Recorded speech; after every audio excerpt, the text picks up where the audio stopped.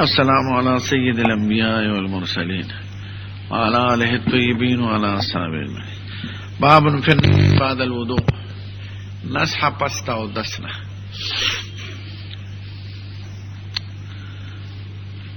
دا حدیث کی دا گور جانی جبرائیل سید الکائنات فرمائے سنہ نقل دی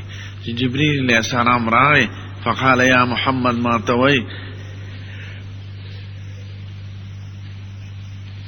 اذا توضعت فانتزح چاو دس کے انو نسح باندے عمل کوا. نسح ستا ہوئے اور دا حدیث درجہ سدا دا نسح عالمان سلور قسم شرح کئی. او اولا او اصح و مشهورا نسح وی بل الازار تا بعد الوضوء لنگ لم دول یا مخامخ دا اندامونو سردا سے بچڑکاول پا اندامونو باندے چی سنجا دے اکڑا او بے کیناستے چار دام تا نو دا اندامونو مخامخ زی چی پا پرتوگ یا لنگ کی رازی اے باند دا بچڑکاولو تا نسح وی. او دا سفیان تے تعبیر کی پا مسئلہ دا بل الازار سر دا رنبے مانا دا او دا اصح دا او دا دید بفیدی وی یو دا که تقاطر دا متیاز و رازینو پا دے نسح سر بند شی ذکر چا مسانه گرم یو سامان گرمی اغساس کی زرنو دری او چی دا او بفیدا سے تم کیا کے ناغے کے انجماع دراشی نو ساس کی ادری گی نو دا علاج دے دا بندولو دا متیازو. دویم دا دفع دا وسوسی پکی رازی دا سڑی وسوسی چرتا پرتوک بے دا اوبو پاندے لون شوی ذکر چی دے سنجو کی خوبی استعمال کرے پرتوک او لنگ مخامخ چی دے اغا بلون دی لکی بے دا سودا رازی چی دا لندوارے جوڑے دا متیازو دے نو دی با پخپلا پی اوبو آچے چی آغا سودے دا ختم لارشی سودا نک دا دفع دا وسوسی دا پارا او دا علاج دا پارا نسح حکم دے بل الازار. دے ممانا او دے پس قریبا نسح مانا استنجا بالماء دا نو اذا توزعت مانا اذا اراد الوضوء دے چی کل دے چاردام ارادوی نو مخ کے استنجا بالماء کا یعنی جمع دا حجارین پس دا ابو کا چی تنزیح پکی خراش نو نسح مانا استنجا بالماء دا دو مانا شو. دریما نسح مانا صب الماء علی العضو صبا پاندام ما دے ابوانا فتش لٹو یا پنور سے کفایت مکاو او بپی واچا ودا سے دام علاج دے. نو صب الماء علی العضو صبا پاندامونو با چول پا اوبو اچولو سر. سلورما استبراء الماء متیاز بندول یعنی دا سے دے دا غلا سامان لتنگڑے ورکا یا ٹوخیو کا یا دا بعد شیخان خپیل زور رکی دلیم دیکن یہ مات کی چی متیازیو کی نا یو خپیل دا زور رکی نو بیدے بڑی خپیل زور رکی دا معنی ام دا او تنگڑے ورکوڑ کہ ساس کی ماس کی پکی چاگو گرزی.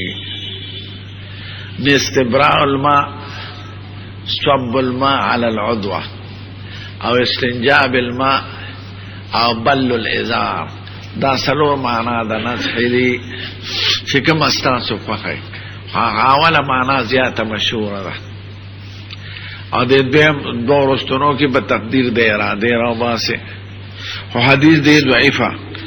ذکر دو وجہ پکی دا ضعف دی. یو حسن ابن علی حاشمی چی دے دا منکر الحدیث دے. دا حسن ابن علی حضرت حسن نہیں آدھے دا بل راوی دے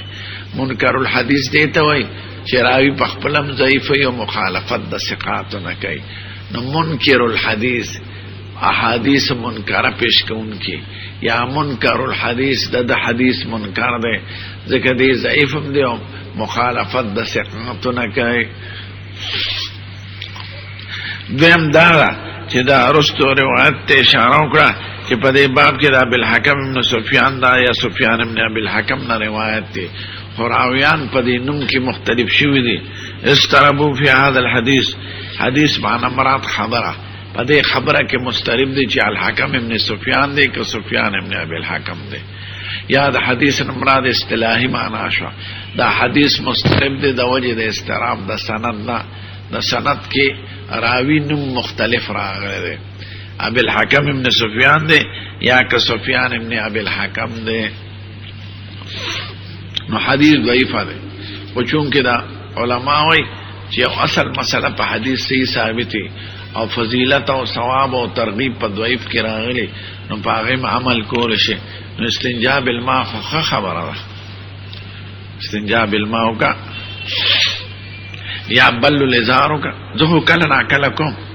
سړی کینی چاردام ته که نه، نو مخامخ پرتوګي لوند دي، نو کله سړی سودای نو ته پې ترمکیا وکړه داسې چې سودا در نه لاړه شي، چې هسې نه دا رطوبت د متیازو خو نه دی، یا تقاطر بند کړي.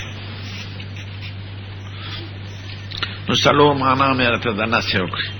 بابن فی اسباغ الوضوء، اسباغ د وضوء. اسباغ منا اکمال ہوا، اسبغ علیکم نعمه ظاهرة و باطنه، سورۃ لقمان کې راغلی دی. او په مقامات په مقدمه کې دی اسبلت من الغطاء واسبغت من العطاء، اکملت او نعمل سابقات مقدر فساد وعملوا على داود شکرا. سابقات کامل زغر ته وایي، د سر نه تر پښو پورې زغره د اوسپنې کمیسونه. نو بابن فی اسباغ الوضوء، باب دې په بیان د اکمال د اودس کې. دې کې څه خلافي مسلې نشته، په دې احادیث معناګانو ته ګوره. حدثنا علي بن حجر قال حدثنا اسماعيل بن جعفر عن العلاء بن عبد الرحمن عن أبيه عن أبي هريرة رضي الله عنه أن رسول الله صلى الله عليه وسلم قال سيد الكائنات ألا أدلكم، خبردار کالا مجموعه یو کلمه شي په معنا د انتبه سره ده، بیدار اوسېږي. هغه شی در تقیم چې په هغې خدای ګناهونه معاف کوي. یا الا دو کلمې دي، حمزه د استفهام دی او لا د نفي ده. آیا نښیم تاسو ته داسې خبره چې خدای په ګناهونه معاف کوي او درجې په اوچتوي؟ هغې وي او قربان راته وښیه. نو سید الکائنات وایي اسباغ الوضوء علی المکاره، کامل او دس کول سره د تکلیف نه، وکثرة الخطا الى المساجد، او ډیر قدمونه اغشتل جماعت ته، و انتظار الصلاة بعد الصلاة، او انتظار د منځ پس د منځ نه. فذلکم الرباط، دا رباط چې قرآن شریف کې ذکر دی، یا رباط کامله دی. یا ایها الذین آمنوا اصبروا وصابروا ورابطوا واتقوا الله لعلکم تفلحون، دا رباط. یا رباط اصلی دا دی.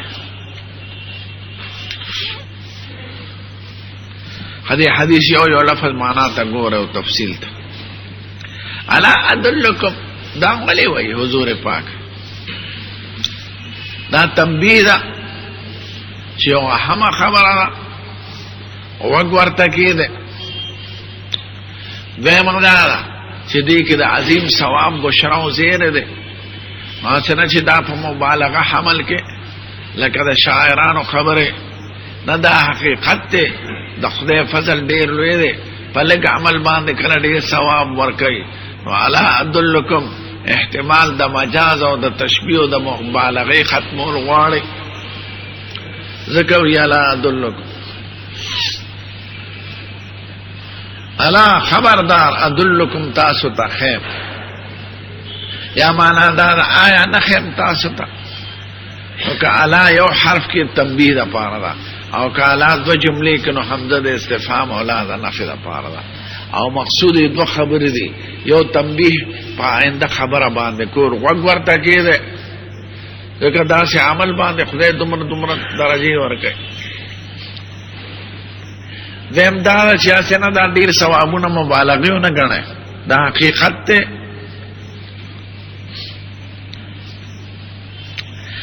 علا ما یمحو الله به الخطایا، هغه عملونه درته نه ښیم چې خدای پې خطایا معاف کوي. دو خبرو ته خیال کوئ. اول د خطایا نه مراد څه دي، کوم ګناهونه دي؟ دویم دا چې معنا د محو سره نو د ګناهونو په باره کې مارته یو قاعده ویلې وه او څلور مسلکه مې درته ښودلي په فضیلت د وضو کې چې متقدمین عالمان حدیث په عموم حمله او په اطلاق خدای تفصیل نه دی ویلي مونږ هم نه کوو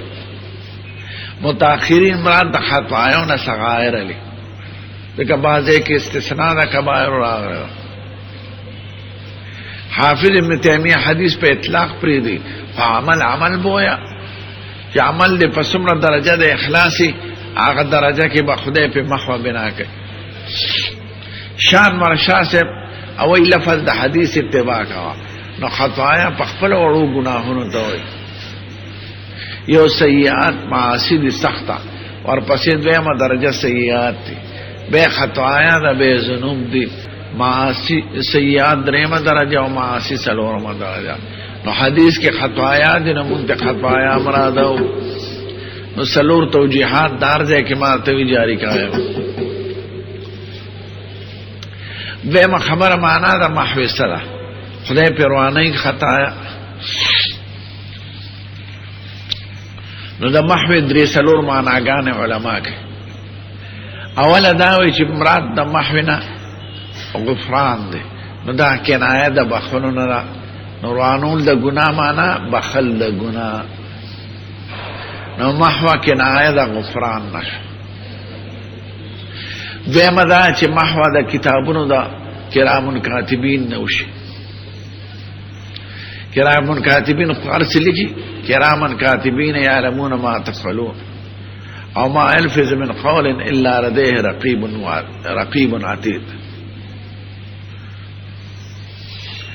نگران ملائکی نو محو نمراد محو د کتابونو نه درېمه معنا محو د قلوبونو نه ځکه په زړه باندې د ګناه اثر پروزي د دوه جهانو سردارو یې سړی چې ګناو کې زړه کې داغ جوړ شي نو چې توبه او باسي ادا سي عملونو کې هغه داغ ختم شي کنه هغه داغ خوريږي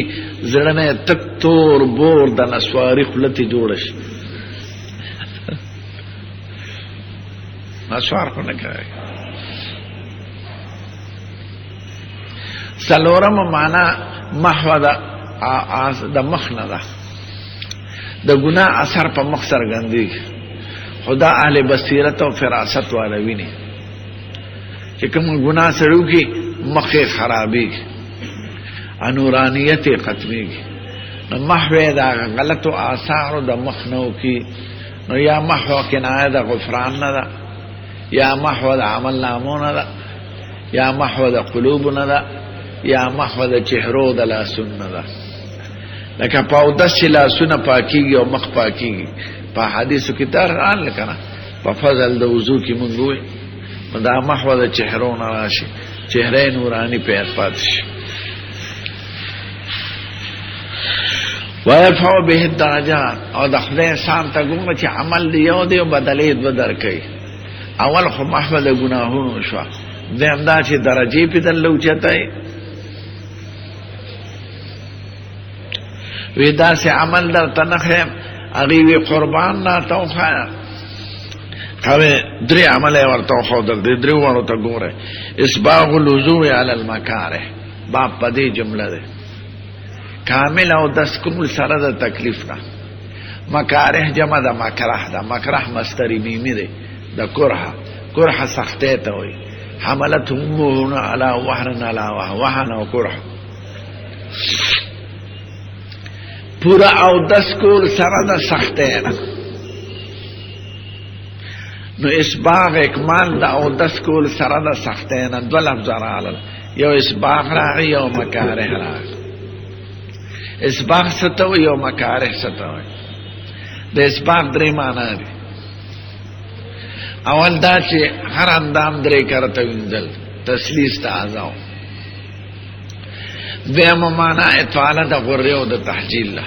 دا چې کوم سرحدات مقرر دي د اندامونو دا غینه لګ ورتیر چې هغه حد یقینا داخل شي د مټ نه بلک داسې وکړي مونږ د خمره وایو شوافی درې صورت وایي اول 3 کرته وینځل، دویم د سرحد نه برکېدل نصف عضده پورې، دریم ترخونو پورې ترخ او د ساقم د قشا خپل ګټو لګ بره وینځل، دا مونږ وایو اسباق. هغه وی نصف ساعده پورې، نصف ساقه پورې، دریم تر ساقینو پورې. ځکه ابو هريره عمل بم په ابو داود کې ویلي، جمعه د پاسه به چار دام کو چاته تاسو کو نه مې مجبر وی دا چرګوټي بچي ما ته صفته لګې دا چې تم لاړې اما د حضور پاک نه اوریدلې دي چې حلیه د جنتی ما د مواضع د وضو ترسي، نو ما وی چې زما حلیه ډېرې نو ترخونو پورې به وینځل. عام علما په دې عمل نه. موږ اسباغ الوضو اول معنا کو 3 کرته اندام وینځل. دیمه معنا دا د اطاله د غره او د تحجیل. غره د مخص بنوانه ته وي، نو داسې لږ زیاتی څنګه سره وینځل چې حدود پکې داخل شي یقینا، او تحجیل بیاس د اندامونو، نو لاس لږ د مرفق نه مخکې وینځل او خپل کعبینو نه لږ مخکې وینځل. دا دیمه معنا شو، دې ته اطاله الغره و تحجیل وي. دریمه معنا صب الماء على الناسيه وتركه يسيل على الوجه. چې چاردامو کې کنه نو حضرت انس صاحب سر داسې او ګټو براواش او داسې به واچولې په دې تندې، نو په مخ به روانه وي. بما حضور مبارک داسې لیدلې دي. نو صب الماء على الناسيه وتركه يسيل على الوجه واللحيه. نو د اسباق څه معنا شي؟ 3 معنا شي. دیم لفظ د مکاره سره د سختون او دس کامل کو، نو سختی 3 قسمه ده. یا سختی په اوبو پیدا کېدو کې، او بل پیدا کېږي په ډېر تکلیف پیدا شي، او سره د تکلیف د پیدا کېدو نه ته کامل او دس کې. دیم تکلیف د یخنی، چې یخنی دا برودت ته یخی وبدي او دا غي باوجود ته کامل او دس کې. دریم د غي د مرض سختی وي او ته کامل او دس کې. نو د مرض د موسم او د اوبو تکلیف کوم بګرانه ملاويږي یا لګي، خو ته سره د دې تکلیفونو نه کامل او دسو کې. اسباغ الوضوء علی المکاره کامل او دس کور سره د سختونه، که سختی د اوبوي، که سختی د بدن وي، او که سختی د موسم وي. یخ موسم کې کوستانیان ته کوستان ته لاړه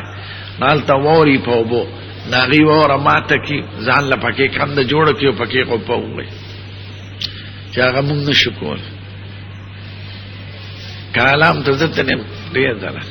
او بوته چې خپور دنه کې زر براو واسه الته چې خلک پدمرس کی او پوړی کې مرستونو کې سملي.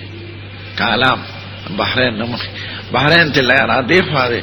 التم سړی هغه بوته د خپل شینه نه استزر راو واسه. نو دا خواغي بلدي هغه کوستاني هغه موږ نشو سکله هغه دغه خالص اوره ناغي وره ماته کینو پکې ورغو پکې ولامبي د جنابت لمبل ما ته چاوي کالام ډېر یخت پوړی کی ما ته جمی کې لارشه تاسو ټول خلک په کوټو کې ناشته او ځان ته واخبل کړي او د اقوام ور سره ولاړ د قوم امتیاز او سټه او خشاک او لوګي دې سره دا کوستانیان تک تور شي او دا جامې د لګونه ډکی او د سپګونه ما ته جمی ګلاشه توبه ووال اچلا نه سوار مر سره کوي ټول دې ګد کړي نه سوار ډېر کوي کوستانیان کوستان په کې څوک نشته ځنه چې بقار شرات دیم وکثرت الخطا الى المساجد. خطا جمع د خطوه ده، خطوه فاصله بین القدمین ته وي د دوه قدمونو مینس کې فاصله. نو ډیر قدمونه غشتل جماعت ته د ډیر قدمونو اغشتلو دو مطلب دی. اول دا چې زید لري دی او ته جمع نه پرې دی، ستا قدمونه ډیر دي. لکه ابو داود شریف کې بل یو سړی راشي چې هغه کوڅه ډیره لري وا کور، او هر منزله به جمع لراته. یو ځل ورته چاوي چې دلته نږدې کور جوړ کړه چې په اسانه درته، یا ځان له عصا او خرواله په هغې څوک راځوي نه، زما د جماعت نږدېکت نه دی خوښ. ولې؟ وی زه وایم چې ماله خدای ثوابونه ډېر راکوي. حضور پاک ته چې ووایي وی دا رښتیا وایي چې جماعت قرب مې نه دی خوښ. وی او وی ولې؟ وی زه وایم چې قدمونه مې ډېر شي. نو حضور مبارک وی اعطاک الله ذلک کله وانفاک. انفاک خیرت ته په اعطاک کې. انا اعطیناک الکوثر، انا اعطیناک الکوثر. وی خدای دې هغه ټول درجې درکړي چې کوم ستا په زړه کې دي. خدا د لوی همت والا خلق دی. نو کثرت الخطا مطلب دا دی چې کور دې لري دی خود سره دا غي لري وانه جمعات پرې دینه جمع اذان نه راسه. دیم کثرت الخدا تکرار دراتلو ته بار بار راتل، یعنی بغیر د جمعات تبل زمون نه کې اخو د لري فاصله نه راتل شو. او دا معنا دا چې جمعات ته بار بار راتل وی کلری کې نږدې، خو جمعات پرې دینه هر منځ په جمعات کې اوس کې یو سړی داسې وکړي چې کورې نږدې دی، واړه واړه قدمونه لیکل کده دی ملاباد. نو کثرت الخطا کې راغی یو عالم ته چاوي زما واړه واړه قدمونه هلم وی ټیک ته واړه قدمونه هله خدای به درجې مړې وړي. د کثرت الخطا مطلب وړې قدمونه نه دي، بار بار جمعات ته راتلل دي. دا دو لفظ شو. دریم لفظ و انتظار الصلاة بعد الصلاة، او د مانځه نه پس په انتظار د بل مونځ کې اوسېدل،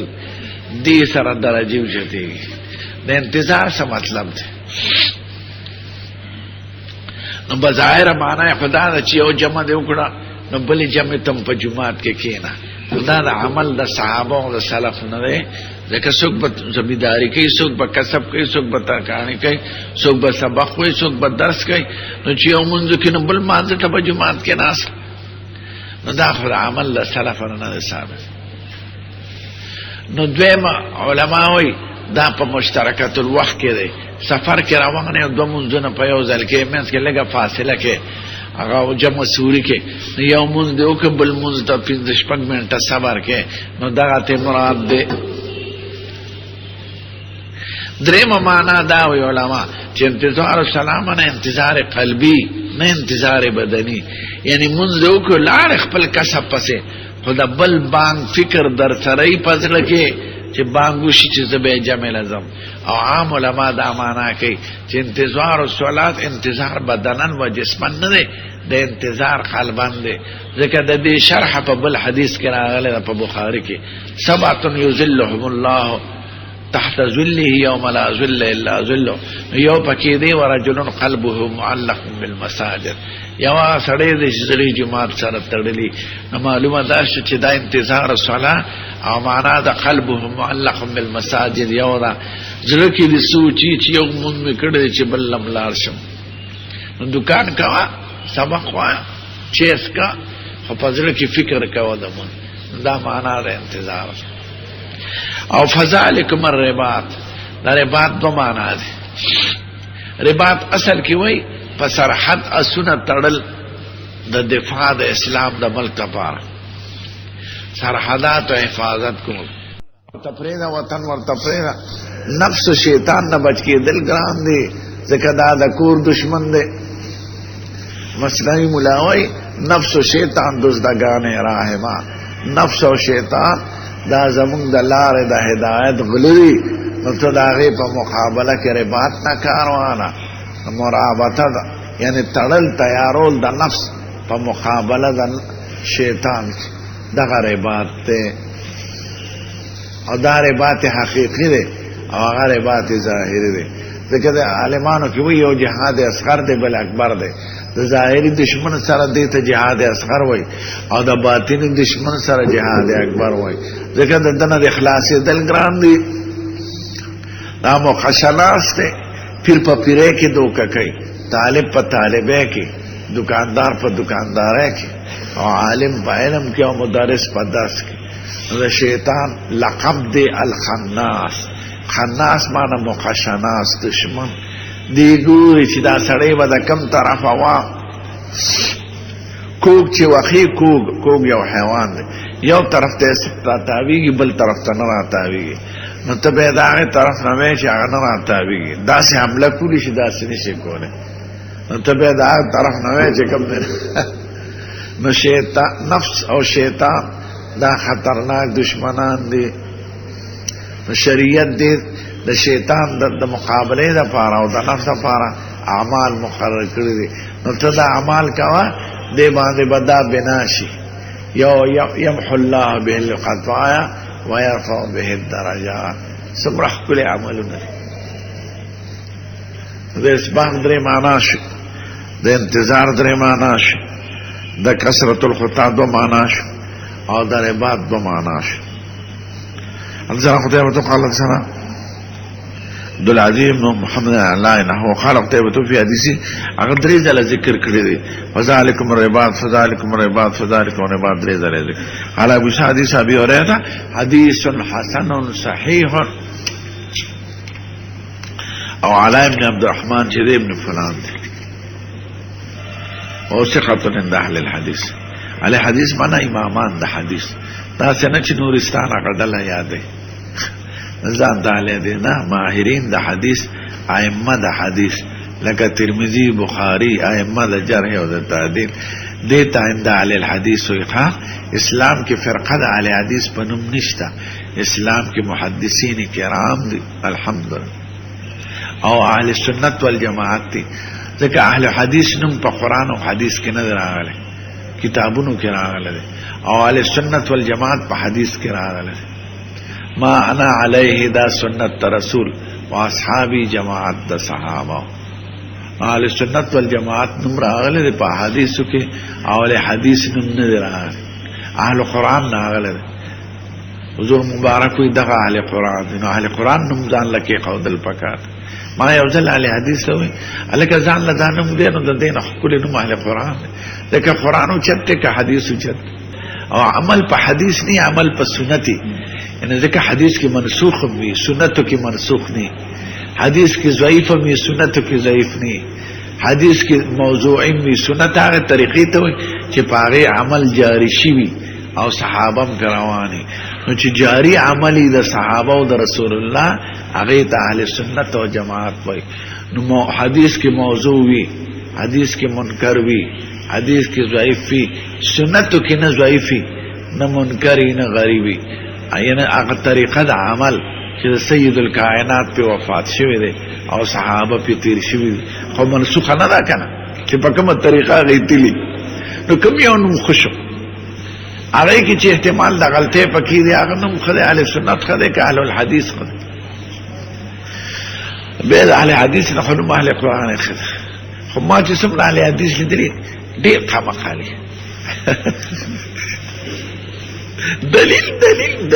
دلیل وجیه ته په دلیل په حدیث باندې عمل د پاره درې شرط دي او د درو واړو کې مونږ تقلید ځکه کوو چې محتاج یو اول دا چې تثبت او تيقن د صحت او د ضعف نه چې دا صحیح دی که ضعیف دی دیم تيقن د معنا نه دلته د یو لفظ درې معناګانې وګړي کوونه دریم تيقن د سلامتیا د معارضینه چې دې معارض حدیث خو نشته منسوخ خو نه دی دا صحت او ضعف دا معلومون لچا کار دی دا ائمه د حدیث معنا دا چا کار د فقها او کرام او د لغویین او عدم معارض عدم د علماء ته محتاج په حدیث عمل علی کی دی شي چې د درو غړو خبرو یقیني او په دې درو واړو کې موږ محتاج یو ځکه تقلید کوو غیره ته آسان کړه موږ را به را تیار کړه ماجون را تیار کړه خراوس کا دوی نه ز پخپل کوم ته پخپل کول شي نسواری پلس روپے ہمارا ڈیرا خندا پتی رہے جی سمرا کم خلدی خدا سمرا زردو کی قرآن حدیث دیکھ اس شک شبشتا ایا مسلمان تا دا قرآن حدیث کے چا شک شتا چا قرآن و حدیث باندے امن عمل نپارا خب پکار دی کن چی پیخو پیشی نو پیک دل دار جاہل کار دی چینا سوارم خرسک انا للہ و انا الیہ راجعون دا تقلید دا سلامتی علار دا خدا آغا ایمو تقلید منگا کو چاگی تا طول امت نیکان خلق وی ابو حنیفہ شافعی احمد کہ پا مسائلو کے خلاف لری خدا آغی پا تقوی اعتراض تا نانشتا آغا یقینی خلق چاگی پا تقوی او پا صلاح او پا ولایت امت اتفاق لری آغا خدی که دا دیران شاو مستان شاو دا گلبدین او محمدین تقلیدو تقلید خو مجبوری دا زمان پا خبرو پیگے کنا نو شکر و باسے و داغی علماء تا دعاگانے کرے چی کتابوں نے در تولی کلو احادیثوں نے مسائل در توازح کولارا دا عمل در تو خودلا او دا ہر حکم درجے در توازح کرا دا خو پا حدیث مبارکو کی نشتا او فقہاو معلوم کردی منز کی دمرا چیز دی زکاة کے دا دے دا دا پدی کی پدی نکی پدی کی پدی نکی نو فقہاو ټول عمر احسان شمیره او دعاګانې ورته کوي او فقها په دین پی او خیر خوا دي د امت ما مې خپل تر نه ولیدلو زما استاد مو تر مې مو سخر مې ده ما ته یو ځل امام بخاری خو لوی شان لري کنه اخو په خپل د تقلید د مرتبه او چته مجتهد او حدیث با سیدا سیدی چې احناف په عمل نه کړي د نور احادیث د وجنه نو یو ځل یو عالم او کتاب بخاری کتل چې دا صحیح حدیث دی امام ابو حنیفه په عمل نه کوي اپ بل کوي طحاوی په حدیث د ابو داود په حدیث مسله وی دې داسې نو د شو خوب داسې په دې کتاب دوش نو دوا عالمانی ولیدل خوب دا مې راته تروي دا خوب خبره ده کتابي خبره نه یو ویني چې لوی چوغې غوسته دا غټ پټ کې پسر دی لوړ دنګ بل دی ور سره قامت له ګړو کې دی هغه مخکله چوغا غوسته دا پټ کې پسر مبارک شخص دواړه نورانی چهره دي خدای یو قامت لوی دی لوړ دنګ او بل داغه نه لکه شاگرد یا کشر اولاد چې سړي سر روان یا روغ دواړه ورته ودرېدل د کشف خاون نو دا لوړ دنګ ورته ویل ابو حنیفه مو د امام بخاری دوی را جمع کول کړي دي استعمال یې مونږ خیو دا پنساریان دي مونږ طبيبان یو پنساری دي ته چې ځنګل او بوټو دا غرونو نه بوټي را جمع کی او طبیب دیتے ہوئی چی استعمال طریقہ و معجون تی جوڑ کی ہم سویا دلا ونحنو نطبا بس چی دے ورطوئی بس را پاسوی زمان تسلیوش نو فقہا چی دی رحمهم اللہ امت سر احسان کرد او دین ورطا آسان کرد تا تے یو حدیث دیاتا اولا احکاری اغی پا نظر کی عبل مقابل اولائی نو دا اغی پا علم زمونگ زیاد اعتماد دے دا خپل علم پا نسبت کی دا بس تا کنا خواهد سبق برتویم ولی باب المندیل بعد الوضوء استعمال دا رومال پستا و دسنا ندل یندلو ندلن ندل خیری تاوی مندیل آله دا خیری فارسی کی ورته دسمال وای خیری پی لرکی سڑی زان پی اوچای خرقم مرتوی من شفم مرتوی مندیلم مرتوی استعمال دا تولیه استعمال دا ٹکڑی پستاو دسنا حدیث باب ایکی خود خود دو حدیث ذکر کرل او دوارا ضعیف دی او دوارا تزنور ویم حدثنا سفيان بن وكيع قال سنا عبد الله بن وهب زيد بن حباب عن ابي معاذ عن الزهري عن عروة عن عائشة دا ابي معاذ کا ضعیفه ده. قالت كانت لرسول الله صلى الله عليه وسلم خرقه د سید الکائنات یو ټوکړه وا ينشف بها بعد الوضوء باغی به اندامونه مبارک او چول پس د چار دامنا من شفا دای تولیه ته ينشف تنشیف اندامونه او چول ته. وفي الباب عن معاذ بن جبل عندنا قتيبة قال سنا رشدين بن مسعد دا ضعيفه ده. عبد الرحمن بن زياد بن انم الافريقي دا ضعيفه ده. عن عتبة بن حميد عن عبادة بن نسير عن عبد الرحمن بن قلم عن معاذ بن جبل قال رأيت النبي صلى الله عليه وسلم اذا توسح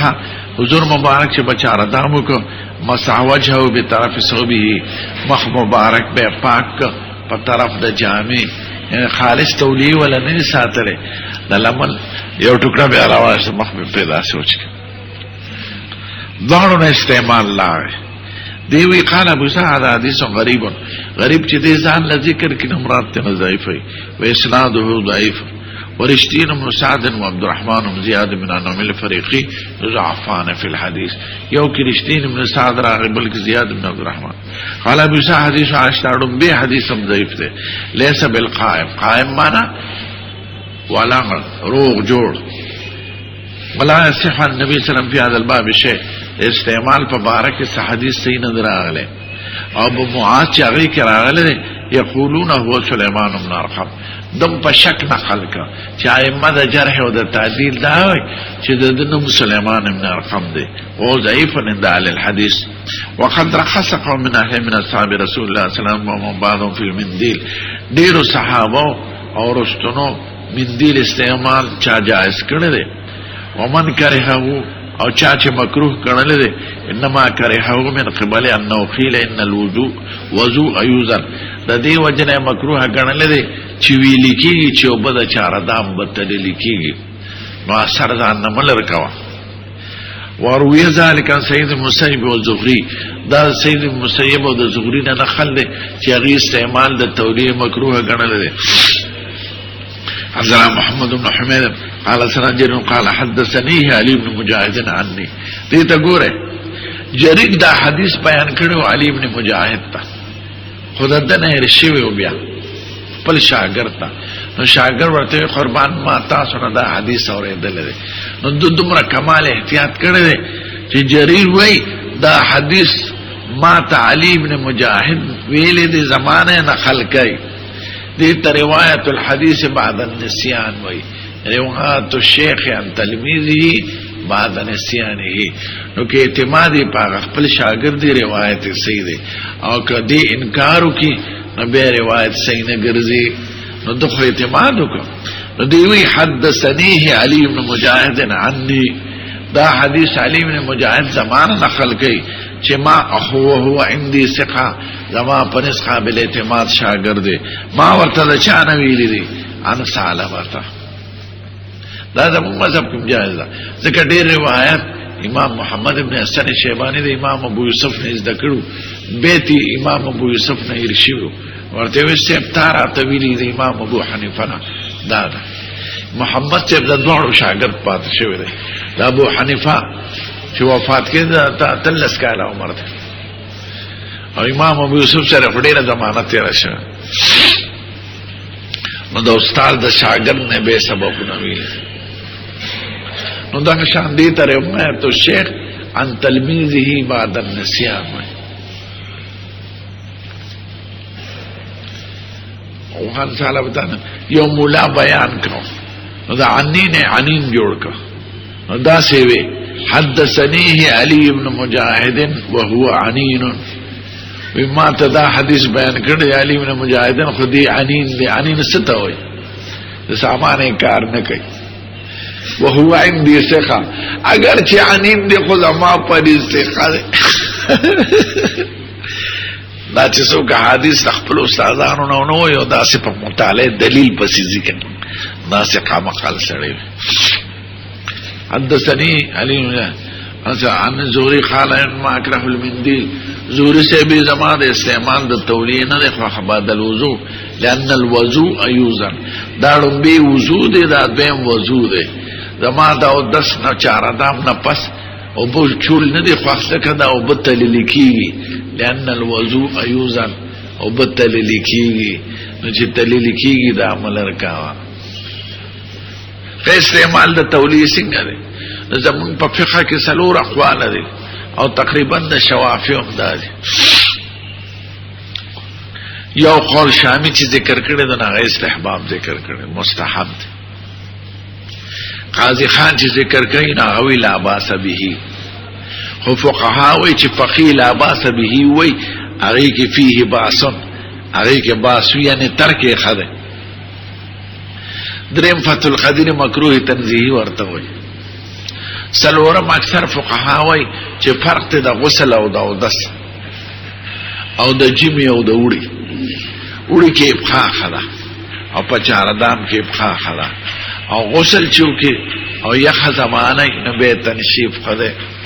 نو سلور اقوال شو. اوس دا دو حدیث خو دلالت په جواز کوي خو حدیثونه ضعیف دي وی کنه. خو دو حدیث دلالت په منع کوي. یو دا حدیث د زهری اگر چې دا کلام د زهری دی حدیث مقطوع دی خدا دا چې د تللو معامله د آخرت سره تعلق لري. ظاهر دا چې دا د صحابي نه اوریدلی دي او صحابي د رسول الله نه ځکه دا چې مسله ده چې مما لا يدرك بالقياس والعقل واللغه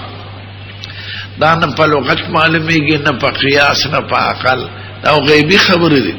نو ضرور دا برسیدلی چاته سید الکائنات تدایو. دویم حدیث ته میمونی دی په بخاری کې بدل راشي چې حضور مبارک وصلو کو او ما ورته خرقه پیش کړه فلم یریدها هغه ونو غوستله او لاسونه داسې سندل ټوکړه استعمال نکړه. نو دا حدیث ته میمونی نه او دا کلام د زهری نه منع معلومیږي او د دې دوه حدیثونه جواز معلومیږي دا ضعیف دي. د دې وجه نه د فقهاو اقوال سلور قسم اقوال شو. قابل عمل دا چې تولیه استعمال کا خډیر او چول مکاوه او بده په مخ راغلی بس داسې پکې بس ساس کی بتلار شي او رطوبت بتنزي. دا حواله د خدای پاک اثر د عبادت وخت حدیث صحیح کی براشي چې دو ساس کی خدای تک وخت او دو اثر خدای تک وخت. اول ساس کی د جړاره چې د خدای د یاره نه د سترګو نه دی وکړل شي او دویم ساس کی د وینې دی چې جهاد پلار کې د خدای پلار کې وینه لاړ شي او دو اثر د سجدې دی پتند کی او اثر د عبادت ته پست ادا د فرائض اثر چې سړی عبادت کوي کنه نو آثار د فرایض خدای پاک ته وخت نو د یو فرض دی او خدای صفت د مسلمان وای سیماهم فی وجوههم من اثر السجود. آثار پکې خدای وخت نو اثر د عبادت خدای ته وخت نو لور کولې مکاوه. اوس یو سوال دی که مونږ په تولیه لر نکو اخو باسي پوچی اثر خو به ختميږي.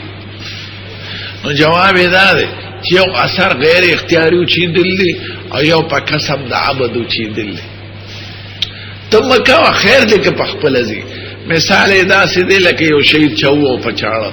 حسین کې ورداو هغه د وینو اثر تل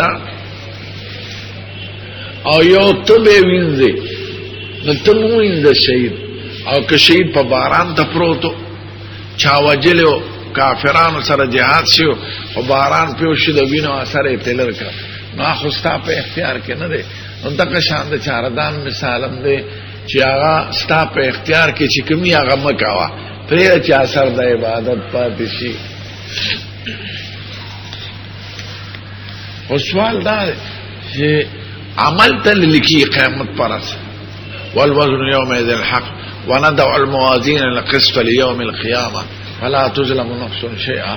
بخاری آخری باب دے وان اعمال بنی آدم و قولهم یوزن عمل بتل لکیږي او قول بتل لکیږي. دا وبو ذکر خلد راغل دا خو جواهر دي اعراض بتل لکیږي اعمال کیفیت. نو جواب دا دی چې بعض جواهر بتل لکیږي لکه بخاری کی دل براش چې یو سړی است جهاد په نیت ساتلی او جهاد اسمن ډووي او اسخا شنو کی او اسبوس کی اگر چې د اراده رس هغه ټول د په حسناتو کې لیکل کیږي